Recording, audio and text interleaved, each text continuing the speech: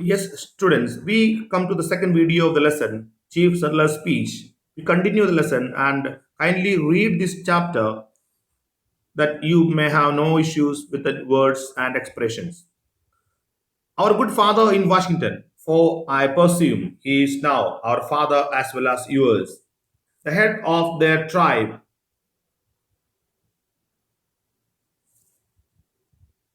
King George, has moved his boundaries further north, our great and good father. When these white people started to live in their places, so they went on expanding, their resources were expanded, and they had a lot of power, and these weak people were reduced to the smaller regions of state. I say, sense, I say, sense as word that if we do as he desires, he will protect us. Protection is given because of financial protection and administrative and all ways it is given, but provided you do not revolt and remain in the control and never complain, things like that. His brave warriors will be to us a bristling wall of strength. Settler says, if we remain loyal to this king, and their great army will be of their protection, and his wonderful ship of war will fill our harbors, so that our ancient enemies foe to the northward, the Hadas and the Spaniards, will cease to frighten our women, children, and old men. So our children and people will be all safe if you remain very much to the control of the King George. But can that ever be? Can that ever be? He's just asking a question. If it is we submit some ourselves to somebody, so it is protection is there definitely. But what about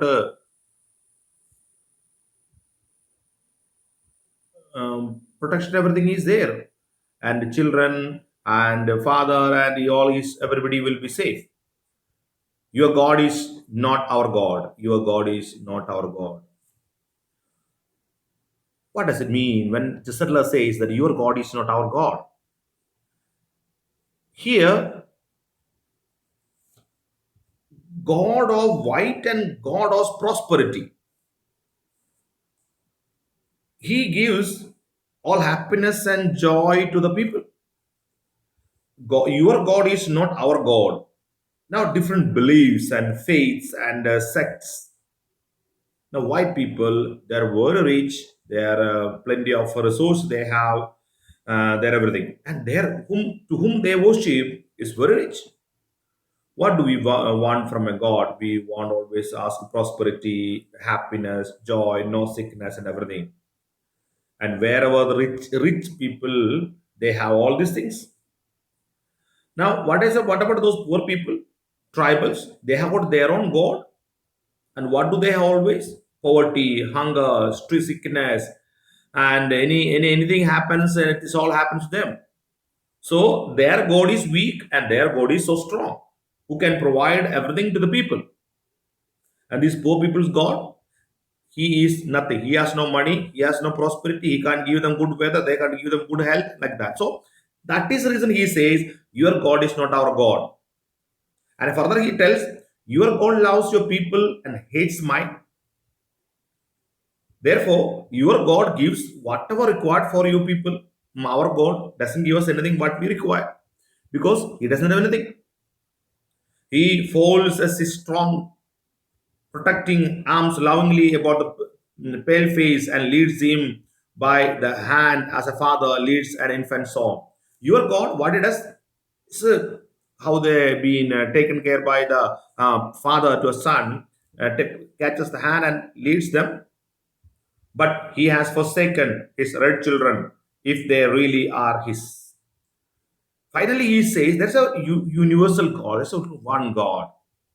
He has forgotten to take care of these red Indians, red children, red Indians, and it is their children. And we have got two kind of people, a poor people and a rich people. He has taken care very well these white people, but he has forgotten to take care of this black Indians, red Indian children.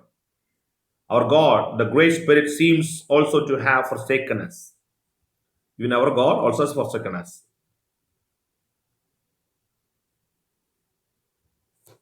Your God makes our people wax stronger every day.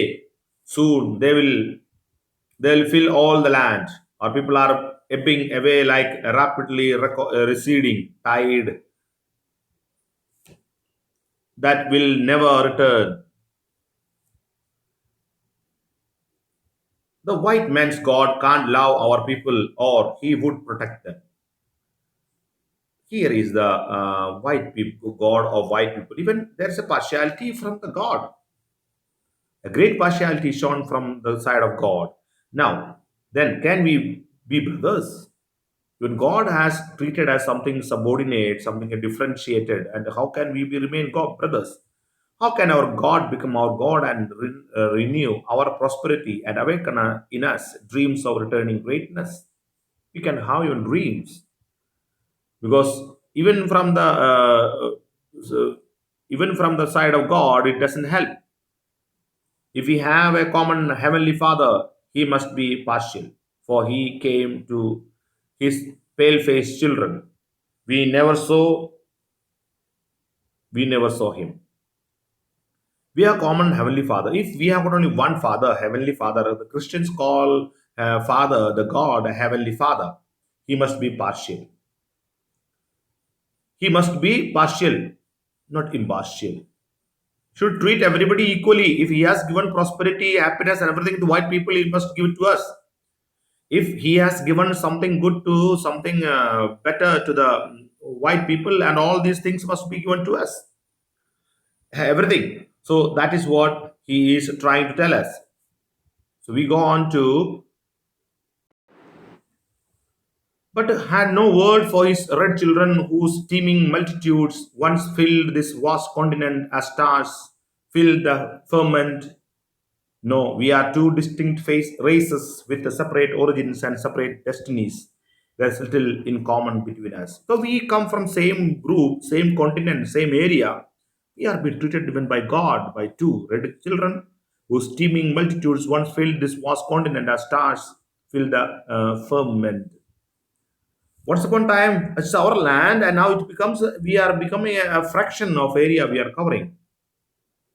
We are two distinct races with separate origins and separate destinies. The whites and red Indians are separate destinies. We have got different goals, different dreams, aspirations. There's little in common between us. So we go on to this lesson. We go to the third video and we continue this chapter further, and we will see. Okay, take care. Stay blessed.